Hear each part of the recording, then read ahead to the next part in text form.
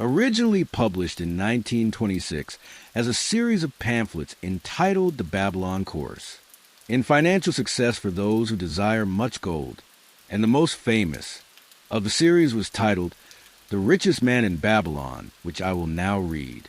The richest man in Babylon. The richest man in Babylon had a system which led him to the goal he desired. In this book, he tells the system, gives it to us to follow without cost or obligation. His system is recommended to every person desiring to arrive at that same goal, financial plenty. In old Babylon, there once lived a certain very rich man named Arcad. Far and wide was he famed for his great wealth. Also was he famed for his liberality. He was generous in his charities. He was generous with his family. He was liberal in his own expenses. But nevertheless, each year his wealth increased more rapidly than he spent it. And there were certain friends of younger days who came to him and said, "You, Arcad, are more fortunate than we. You become the richest man in all Babylon while we struggle for existence. You can wear the finest garments and you can enjoy the rarest foods, while we must be content if we can clothe our families in raiment that is presentable and feed them as best we can. Yet, once we were equal, we studied under the same master. We played in the same games. And in neither the studies nor the games did you outshine us. And in the years since, you have been no more an honorable citizen than we, nor have you worked harder or more faithfully, insofar as we can judge. Why, then, should a fickle fate single you out to enjoy all the good things of life and ignore us who are equally deserving?" Thereupon Arcad remonstrated with them, saying, "If you have not acquired more than a bare existence in the years since we were youths, it is because you either have failed to learn the laws that govern the building of wealth, or else you do not observe them. Fickle fate is a vicious goddess who brings no permanent good to anyone. On the contrary, she brings ruin to almost every man upon whom she showers unearned gold. She makes wanton spenders who soon dissipate all they receive and are left beset by overwhelming appetites and desires they have not the ability to gratify. Yet others whom she favors become misers and hoard their wealth, fearing to spend what they have, knowing they do not possess the ability to replace it. They further are beset by fear of robbers and doom themselves to lives of emptiness and secret misery. Others there probably are who can take unearned gold and add to it and continue to be happy and contented citizens. But so few are they, I know of them but by hearsay. Think you of the men who have inherited sudden wealth, and see if these things are not so." His friends admitted that of the men they knew who had inherited wealth these words were true, and they besought him to explain to them how he had become possessed of so much property. So he continued, "In my youth I looked about me and saw all the good things there were to bring happiness and contentment. And I realized that wealth increased the potency of all these. Wealth is a power. With wealth many things are possible. One may ornament the home with the richest of furnishings. One may sail the distant seas. One may feast on the delicacies of far lands. One may buy the ornaments of the gold worker and the stone polisher. One may even build mighty temples for the gods. One may do all these things and many others in which there is delight for the senses and gratification for the soul. And when I realized all this, I declared to myself that I would claim my share of the good things of life. I would not be one of those who stand afar off, enviously watching others enjoy. I would not be content to clothe myself in the cheapest raiment that looked respectable. I would not be satisfied with the lot of a poor man. On the contrary, I would make myself a guest at this banquet of good things. Being, as you know, the son of a humble merchant, one of a large family with no hope of an inheritance, and not being endowed, as you have so frankly said, with superior powers or wisdom, I decided that if I was to achieve what I desired, time and study would be required. As for time, all men have in abundance. You, each of you, have let slip by sufficient to have, made yourselves wealthy. Yet you admit you have nothing to show except your good families, of which you can be justly proud. As for study, did not our wise teacher teach us that learning was of two kinds, the one kind being the things we learned and knew, and the other being the training that taught us how to find out what we did not know? Therefore did I decide to find out how one might accumulate wealth. And when I had found out, to make this my task and do it well. For is it not wise that we should enjoy while we dwell in the brightness of the sunshine? For sorrows enough shall descend upon us when we depart for the darkness of the world of spirit. I found employment as a scribe in a hall of records, and long hours each day I labored upon the clay tablets. Week after week and month after month I labored, yet for my earnings I had naught to show, food and clothing and penance to the gods, and other things of which I could remember not what absorbed all my earnings. But my determination did not leave me. And one day Algamish, the money lender, came to the house of the city master and ordered a copy of the ninth law.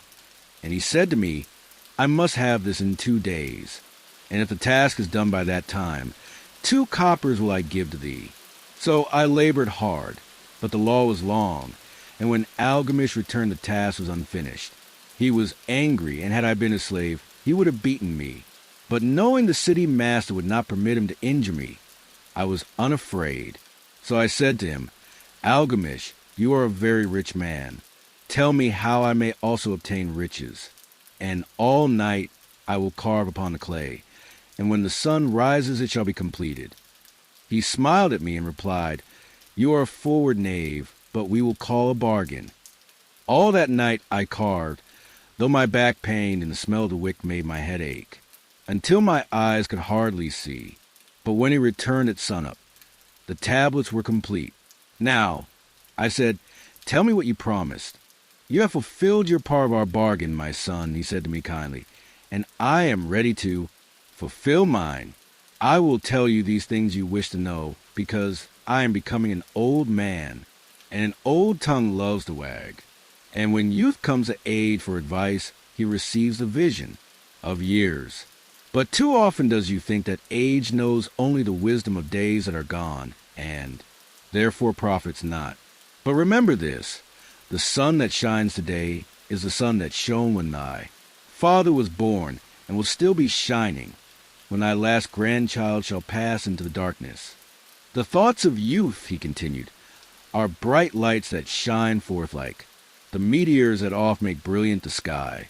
But the wisdom of age is like the fixed stars that shine so unchanged that the sailor may depend upon them to steer his course.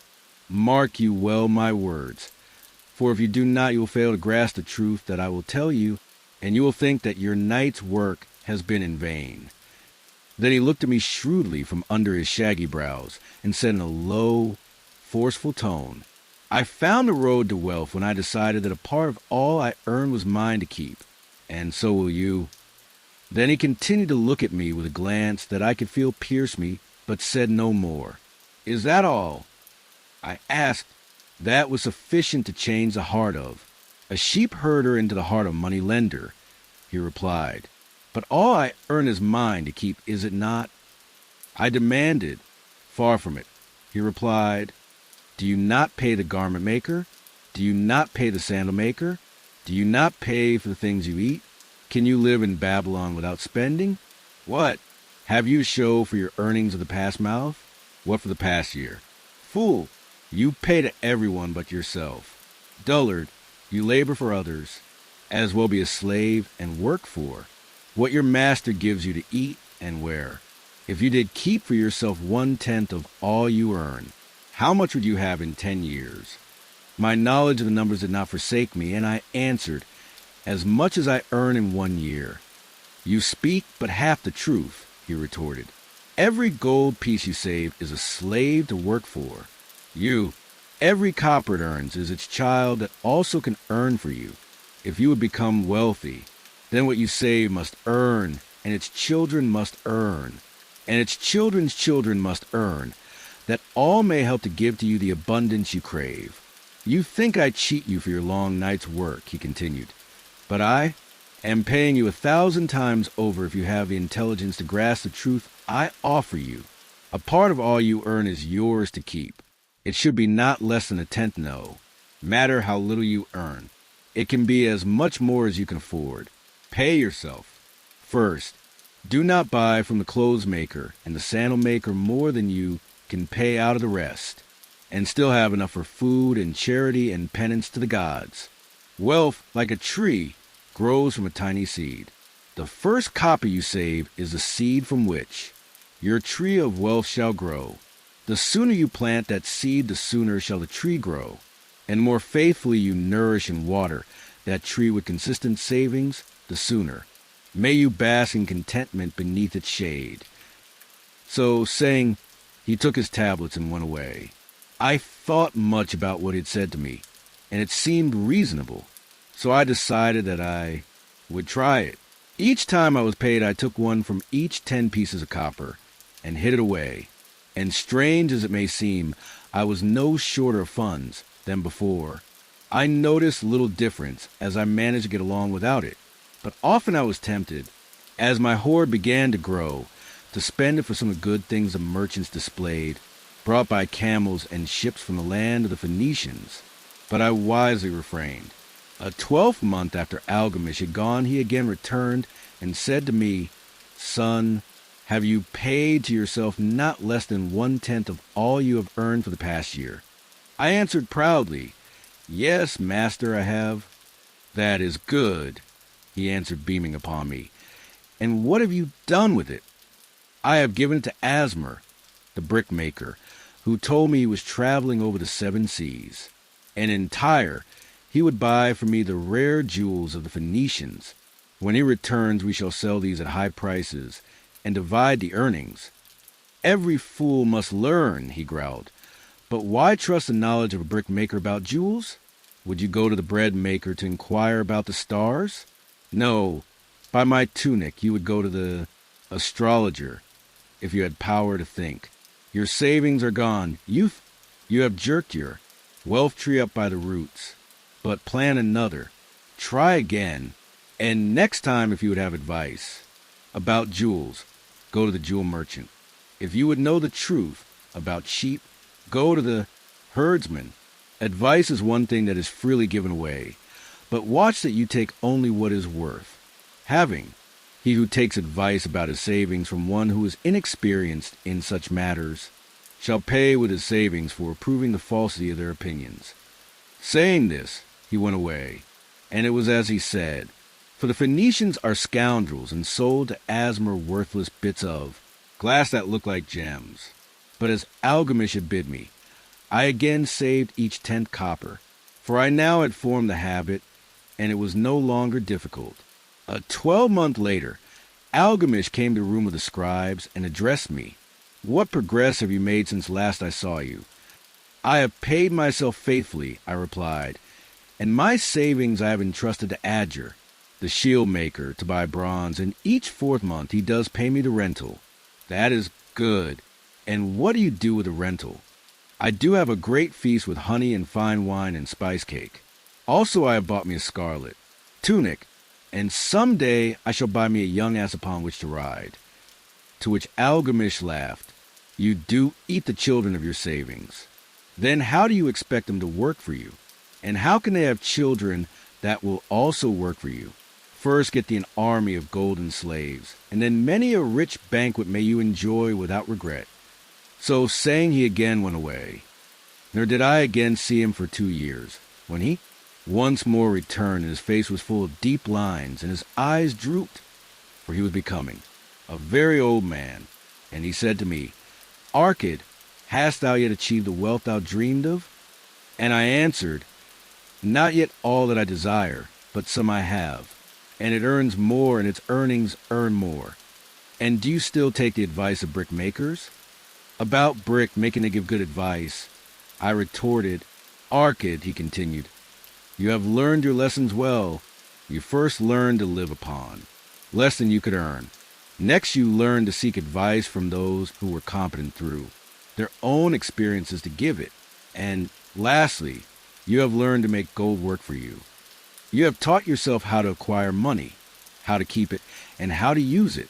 Therefore, you are competent for a responsible position. I am becoming an old man, My sons think only of spending and give no thought to earning. My interests are great, and I fear too much for me to look after. If you will go to Nippur and look after my lands there, I shall make you my partner, and you shall share in my estate. So I went to Nippur and took charge of his holdings, which were large. And because I was full of ambition, and because I had mastered the 3 laws of successfully handling wealth, I was enabled to increase greatly the value of his properties. So I prospered much, and when the spirit of Algamish departed for the sphere of darkness, I did share in his estate as he had arranged under the law. So spake Arkad, and when he had finished his tale, when his friend said, "You were indeed fortunate that Algamish made of you an heir, fortunate only in that I had the desire to prosper before I first met him. For 4 years did I not prove my definiteness of purpose by keeping 1/10 of all earned? Would you call a fisherman lucky, who for years so studied the habits of the fish that with each changing wind he could cast his nets about them? Opportunity is a haughty goddess who wastes no time with those who are unprepared. You had strong willpower to keep on after you. Lost your first year's savings. You are unusual in that way," spoke up another. "Willpower," retorted Arkad. "What nonsense! Do you think willpower gives a man the strength to lift a burden the camel cannot carry, or to draw a load the oxen cannot budge? Willpower is but the unflinching purpose to carry a task you set for yourself to fulfillment. If I set for myself a task, be it ever so trifling, I shall see it through. How else shall I have confidence in myself to do important things? Should I say to myself, for 100 days as I walk across the bridge into the city, I will pick from the road a pebble and cast it into the stream, I would do it. If on the 7th day I pass by without remembering, I would not say to myself, tomorrow I will cast 2 pebbles which will do as well. Instead, I would retrace my steps and cast a pebble. Now on the 20th day would I say to myself, Arkad, this is useless. What does it avail you to cast a pebble every day? Throw in a handful and be done with it. No, I would not say that nor do it. When I set a task for myself, I complete it. Therefore, I am careful not to start difficult and impractical tasks, because I love leisure. And then another friend spoke up and said, if what you tell is true, and it does seem as you have said reasonable, then being so simple, if all men did it, there would not be enough wealth to go around. Wealth grows wherever men exert energy. Arkad replied, if a rich man builds him a new palace, is the gold he pays out gone? No. The brickmaker is part of it, and the laborer is part of it, and the artist is part of it, and everyone who labors upon the house is part of it. Yet when the palace is completed, is it not worth all it cost? And is the ground upon which it stands not worth more because it is there? And is the ground that adjoins it not worth more because it is there? Wealth grows in magic ways. No man can prophesy the limit of it. Have not the Phoenicians built great cities on barren coasts with the wealth that comes from their ships of commerce on the seas? What then do you advise us to do that we also may become rich? Asked still another of his friends. The years have passed, and we are no longer young men, and we have nothing put by. I advise that you take the wisdom of Algamish and say to yourselves, a part of all I earn is mine to keep. Say it in the morning when you first arise. Say it at noon. Say it at night. Say it each hour of every day. Say it to yourself until the words stand out like letters of fire across the sky. Impress yourself with the idea. Fill yourself with the thought. Then take whatever portion seems wise. Let it be not less than 1/10, and lay it by. Arrange your other expenditures to do this if necessary, but lay by that portion first. Soon you will realize what a rich feeling it is to have something upon which you alone have claim. As it grows, it will stimulate you. A new joy of life will thrill you. Greater efforts will come to you to earn more, for of your increased earnings, will not the same percentage be also yours to keep? Then learn to make your treasure work for you. Make it your slave. Make its children and its children's children work for you. Ensure an income for thy future. Look thou at the aged, and forget not that in the days to come thou also will be numbered among them. Therefore, invest thy treasure with greatest caution, that it be not lost. Usurious rates of return are deceitful sirens that sing but to lure the unwary upon the rocks of loss and remorse. Provide also that thy family may not want to the gods call thee to their realms. For such protection, it is always possible to make provision with small payments at regular intervals. Therefore, the provident man delays not in expectation of a large sum becoming available for such a wise purpose. Counsel with wise men. Seek the advice of men whose daily work is handling money. Let them save you from such an error as I myself made and entrusted my money to the judgment of Asmer, the brickmaker. A small return, and a safe one, is far more desirable than risk. Enjoy life while you are here.